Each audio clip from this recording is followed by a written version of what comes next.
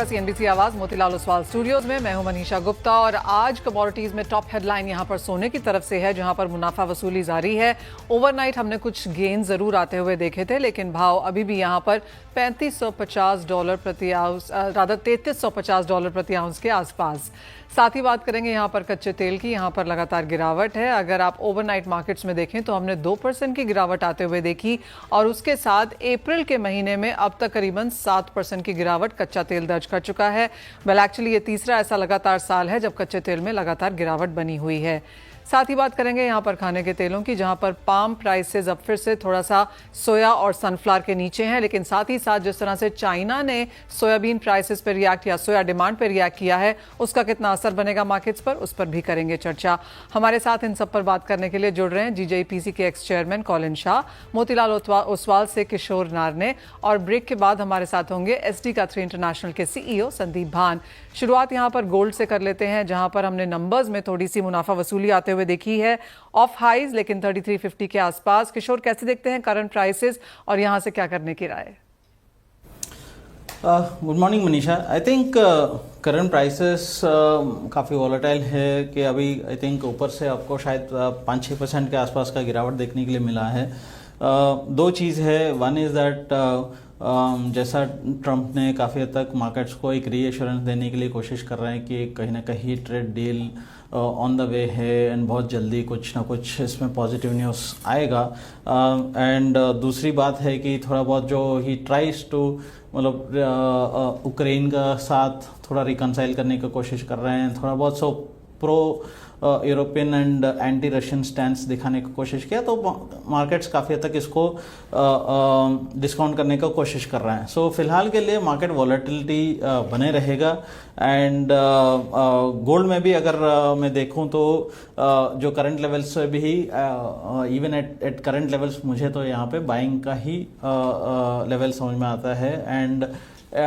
And I think ये जो range है हम लोग जो देख रहे हैं कि 3280 3300 से लेके 3350 के आसपास का रेंज है, इसमें काफ़ी वॉलेटाइल रहने वाला है। अगर पिछले आपको एक हफ्ता अगर देखेंगे तो इसी रेंज में बोथ वेज हाई ऑसिलेशन हमको देखने के लिए मिल रहा है।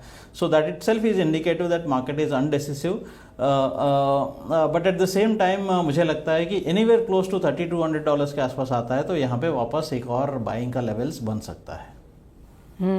किशोर, आप आगे जाकर अब यहाँ पर क्या फंडामेंटल्स या नंबर्स या इवेंट्स वॉच करना चाहेंगे आप गोल्ड प्राइसेस को लेकर? आई थिंक फंडामेंटली आपको देखना है तो how the tariff situation is going to plan out. मुझे नहीं लगता है, पर्सनली मुझे नहीं लगता है कि कुछ ड्रामेटिक चेंज होगा, नंबर वन। नंबर टू, अगर कुछ ड्रामेटिक चेंज होता है, मतलब चाइना और US टेबल पे आ जाते हैं और डिस्कशन शुरू भी करते हैं, तो that will be negative for gold and positive for most of the other asset classes which are generally जो रिस्की एसेट क्लासेस के लिए काफ़ी हद तक पॉजिटिव होगा। डील आना तो दूर की बात है, पहले even if they come on the table and start discussing things also, that will be a huge positive for risky assets and negative for gold. Other than that, I think Fed का जो policy है and inflation numbers कैसे आने वाला है, fundamentally that's going to be extremely important. मेरे हिसाब से इन्फ्लेशन नंबर्स सख्त होने वाला है, फर्म होने वाला है यहाँ से, and that will be limiting the Fed's ability to cut the rates.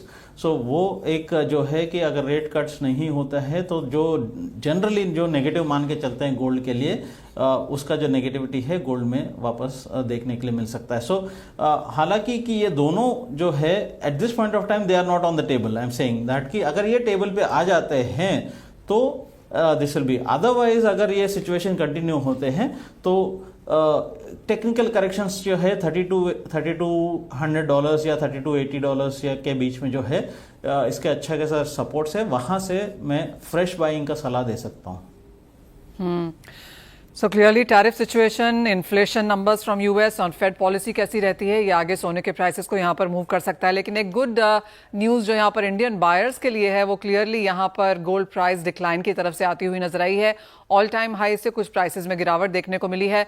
हमारे साथ अब कॉलिन शाह जुड़ चुके हैं। कॉलिन, नमस्कार, शुक्रिया आपका CNBC आवाज पर जुड़ने के लिए। आप कैसे देखते हैं गोल्ड के प्राइसेस फर्स्ट ऑफ ऑल, और जो डिक्लाइन है क्या उसका सपोर्ट डोमेस्टिक मार्केट्स में खरीदारी के तौर पर आता हुआ देख रहे हैं? हाँ जरूर देख रहे हैं। सपोर्ट डोमेस्टिक मार्केट्स में अच्छा ही रहना चाहिए, बिकॉज बहुत खरीदारी लास्ट एक महीने में नहीं हुई है। बट जैसे लग रहा है अभी, रशिया यूक्रेन वॉर, टैरिफ, अगर यूएस 3-4 डील करे तो गोल्ड में थोड़ा करेक्शन आ सकता है। और प्राइसेस कैसे देखेंगे आप देन, क्या रेंज, क्या नंबर्स दे रहे हैं आप? वेरी डिफिकल्ट टू से मनीषा, बट जो ये आज के लेवल है, वहां से correction could be 10-15% in the next 3-4 months. Colin, जहां तक इंडियन मार्केट्स की बात है, फर्स्ट क्वार्टर के एग्जैक्ट नंबर्स आने अभी यहाँ पर बाकी हैं, लेकिन सभी का ये मानना है कि एक डिक्लाइन हम यहाँ पर बनता हुआ देखेंगे। अब इस क्वार्टर में स्टार्टिंग विद अक्षय तृतीया किस तरह के नंबर्स आप एंटिसिपेट करेंगे? और हम जानते हैं कि यूजली 20-22 टन अक्षय तृतीया पे गोल्ड खपता है, क्या एक्सपेक्टेशंस हैं इस बार?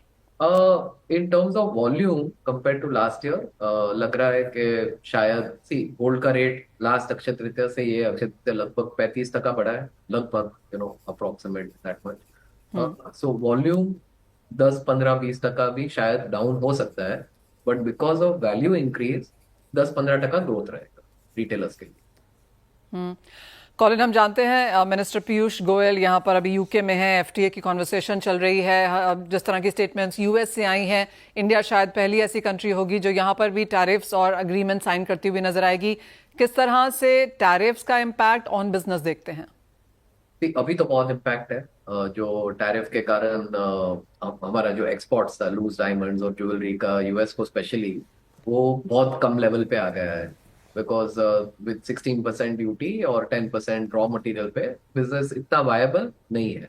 सो एक बार टैरिफ आएगा तो वापस सबके जान में जान आ जाएगी, और एक्सपोर्ट एक्चुअली बढ़ना भी चाहिए, बिकॉज चाइना और थाईलैंड का भी हमको अच्छा खासा शेयर इंडिया में आना चाहिए। कॉलिन, जो बाकी कंट्रीज हैं जहां पर काम अच्छा चल रहा है, चाहे वो मिडल ईस्ट है, specially Saudi Arabia now picking up, और बाकी की कंट्रीज, यहाँ पर किस तरह के नंबर्स हैं? एंड यूएस अगर एक तरफ छोड़ भी दे तो चाइना के साथ किस तरह के नंबर्स हैं?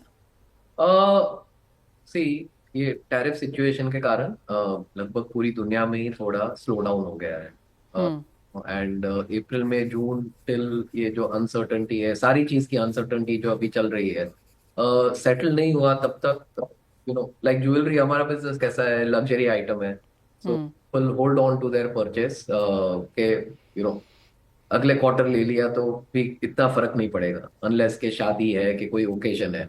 सो what we are seeing is के बुलियन का अच्छा खासा ग्रोथ आ रहा है, खाली कॉइन्स बार्स ऐसी चीजों।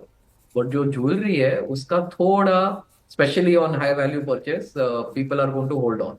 अब जो देख रहे हैं, और इसमें फ्लिप साइड क्या हो रहा है, जो एंट्री लेवल ये गोल्ड रेट बढ़ने के कारण, जो आज 10,000 से 1 लाख के रेंज में जो आज सोना खरीद सकता था, वो कंज्यूमर अभी डायमंड ज्वेलरी खरीद रहे हैं, आइदर नेचुरल के lab. So in diamond jewellery we are seeing a little growth, actually nice growth in that price point. और पोल की ज्वेलरी भी अच्छा चल रहा है वो प्राइस पॉइंट में, स्पेशली इंडिया में। आपने जैसे कहा नेचुरल्स एंड लैब ग्रोन्स दोनों यहाँ पर बेहतर कर रहे हैं। अगर हम year on year, quarter on quarter की भी यहाँ पर बढ़त बनता हुआ देखें तो क्या एक अप्रोक्सीमेट परसेंटेज टर्म्स देखते हैं? अप्रैल में June compare to last year you are asking, और या नहीं, अप्रैल में June compare to last year we'll see in India domestic business, I think 5-10% growth value terms में। वॉल्यूम टर्म्स में because price इतने सब बढ़ गए हैं, तो वॉल्यूम तो 10-15% डाउन ही रहेगा in okay. Tonnage, right. And in terms of exports, again last year काफी डाउन रहा था एक्सपोर्ट्स। सो अप्रैल में जून जब तक टैरिफ सिचुएशन नहीं सुधरेगी, तो compare to last year we will be significantly down. So basically everything यहाँ पर जो टैरिफ है वहीं पर बनता हुआ यहाँ पर नजर आएगा। कॉलिन, बहुत शुक्रिया साथ जोड़ने के लिए। तो क्लियरली एक सेंस आती हुई कि अगले 3 महीने में सोने के प्राइसेस में कुछ मुनाफा वसूली देखने को मिल सकती है। जहां तक वॉल्यूम की बात है, यहाँ पर भी अक्षय तृतीया में 10 से 15% की गिरावट आ सकती है, लेकिन जो स्टडेड है या फिर बुलियन है, वहां पर एक बढ़त यहाँ पर एंटिसिपेटेड है, और अक्षय तृतीया में कुछ सपोर्ट प्राइस डिक्लाइन की तरफ से डेफिनेटली बनता हुआ नजर आएगा। ये तो बात हुई गोल्ड की, लेकिन किशोर, सिल्वर कैसे देखते हैं आप? क्योंकि यहाँ पर even as fundamentals basic stronger हैं, उसके बावजूद भी प्राइसेस में बहुत सपोर्ट नहीं है, और सिल्वर के साथ साथ कॉपर, एल्यूमिनियम, जिंक में भी अब क्या सेंस है?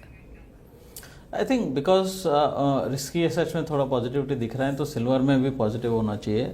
सो बहुत बड़ा रेंज नहीं है, सो मैं थोड़ा सा वेट करना पसंद करूंगा। बट करंट लेवल में अराउंड 97,000 के आसपास यहाँ पे खरीदारी करके चल सकते हैं। इंट्राडे के लिए 96,500 का स्टॉप लॉस मेंटेन करना चाहिए, ऊपर में 98,000 का आप टारगेट रख सकते हैं। सो हल्का सा तेजी का तरफ रखना चाहिए। तो ओवरऑल जो ट्रेंड है सिल्वर का अभी भी काफ़ी हद तक तेजी है, जो हालांकि अंडर परफॉर्मेंस अभी भी है, but still I think either way silver is going to benefit. अगर आप मीडियम टू लॉन्ग टर्म में देखेंगे तो गोल्ड के साथ साथ अगर ग्लोबल रिसेशन भी आता है और ग्लोबली अदर एसेट क्लासेस में गिरावट आता है तो भी आपको गोल्ड का फ़ायदा सिल्वर में मिल सकता है।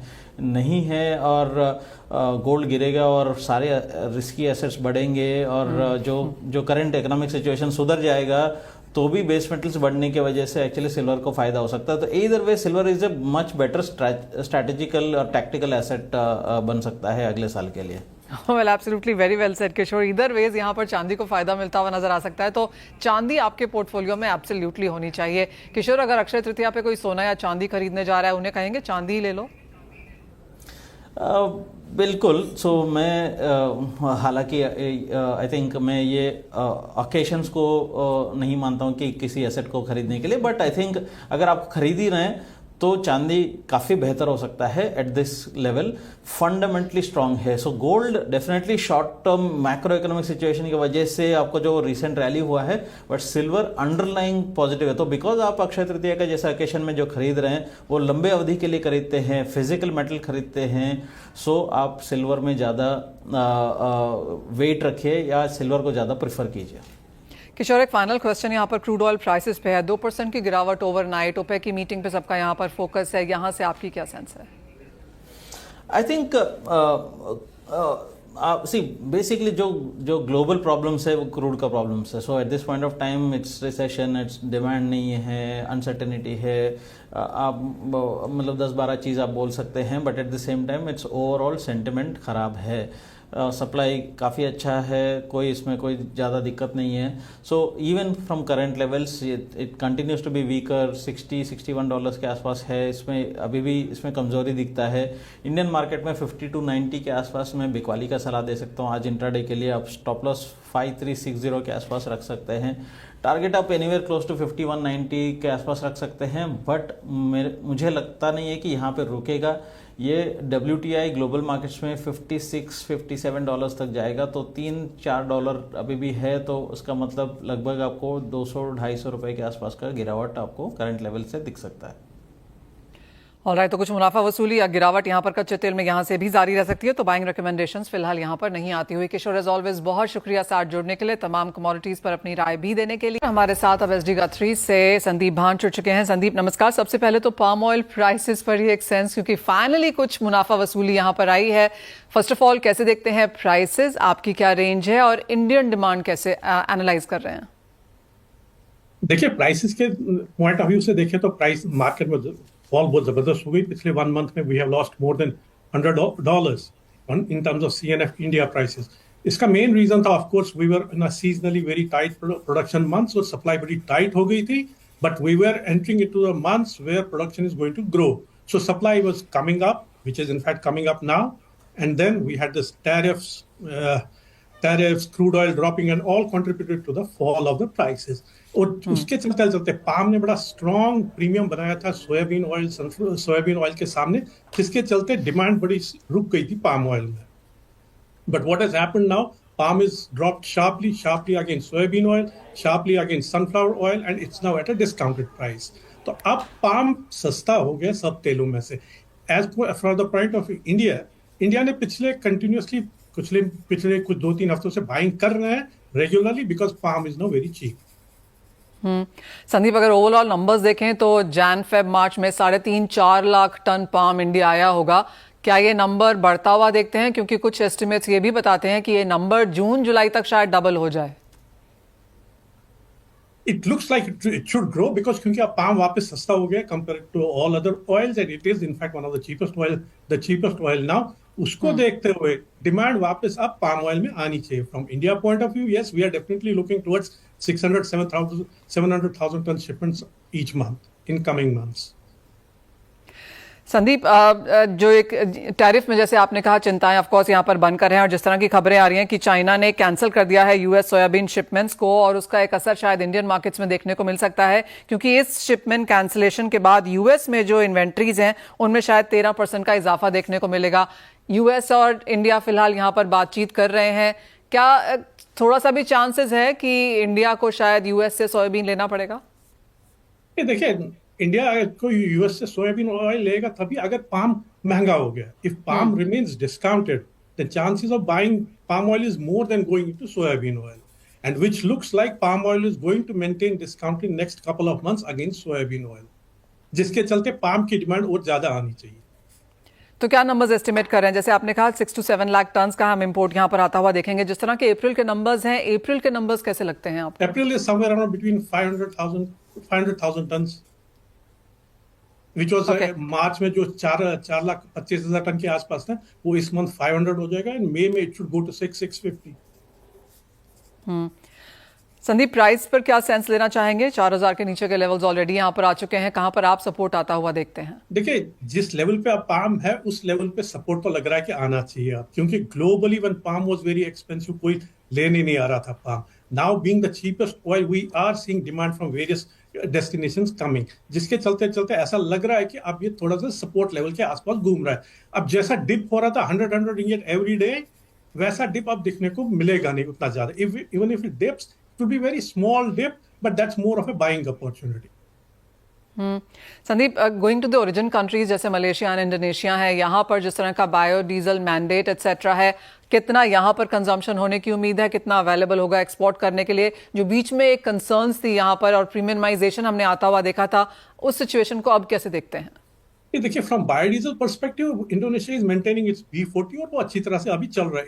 In spite of the fall in the crude oil prices, वो चल रहा है अच्छी तरह से। But what we have to see is coming months में how India will come up in terms of demand. अभी सप्लाई के पॉइंट ऑफ व्यू से कोई शॉर्टेज है नहीं, but will India come back to take 800,000 ton? फिर वापस assess करनी पड़ेगी एसएनडी के ऊपर क्या इम्पैक्ट आता है। ऑलराइट, जिस तरह से क्रूड ऑयल प्राइसेस लगातार यहाँ पर नीचे आ रहे हैं, आपको लगता है ये मैंडेट्स इसी तरह से आगे जारी रहेंगे? मैंडेट तो बिल्कुल जारी रहेंगे, एटलीस्ट दिस ईयर एंड तक मैंडेट पे ऐसा कुछ नहीं लगेगा, even if crude falls further. Sandeep, काफ़ी सारे वांट्स हैं, जो वांट्स रादर जो एस्टिमेट्स हैं या रिप्रेजेंटेशंस हैं हमने इंडस्ट्री की तरफ से यहाँ पर आते हुए ड्यूटी हाइक करने के लिहाज से, उसे कैसे रीड करते हैं और उसका कोई इम्पैक्ट आप बनता हुआ देखते हैं? देखिए, ड्यूटी हाइक अगर कर भी लेते हैं तो उसका फिर सीपीओ पे इम्पैक्ट आएगा कि सीपीओ पे prices won't drop now because we are already dropped a lot. Will see then there will be a support to the CPO prices. और कितना ये इन सेंस ऑफ प्राइसेस आप बनता हुआ देखते हैं? क्या वो फैक्टर्ड इन है और क्या आप एक्चुअली यहाँ पर टैरिफ बढ़ता हुआ देखते हैं? देखिए, इन terms of price impact of duty का अभी कोई ड्यूटी की ऐसी कोई इंटरनेशनल मार्केट में कोई न्यूज भी नहीं है, neither is it being factored into the prices that India might do the news. अभी ये तो पिछले कई सालों से ड्यूटी की न्यूज चल रही थी कि in terms of mainly because to ये स्प्रेड बढ़ाने के लिए ओलिन एंड सीपीओ का, but nothing has materialised so far, so we won't discount that news now. Barring India और क्या मार्केट्स हैं संदीप, और स्पेशली इंडियन मार्केट्स में इटसेल्फ किस तरह की प्लांटेशन ग्रोथ आप यहाँ पर बनता हुआ देख रहे हैं, क्योंकि आप उसका एक बड़ा हिस्सा हैं? सुनने में आ रहा है कि it's growing and there is south India में बड़े पैमाने पे they are going for palm plantations. That sounds very positive for India. पर जिस तरह के नंबर्स हैं, एनी सेंस कि अगले 4 साल 5 साल 7 साल में क्या ये नंबर एग्जैक्टली मटेरियलाइज होगा? होपफुली होना चाहिए।